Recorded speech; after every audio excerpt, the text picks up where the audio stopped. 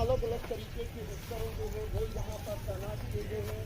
तस्वीरों में आप देख सकते हैं।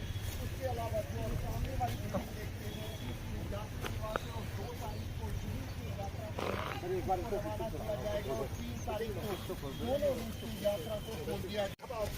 तकरीबन 4 लाख से ज़्यादा लोगों ने अभी तक अमरनाथ यात्रा के लिए रजिस्ट्रेशन करवाई है और यहाँ पर आप देखिए किस तरीके से पूरा इंतजाम जो है वो यहाँ पर जिला प्रशासन और खास तौर पर CRPF की तरफ से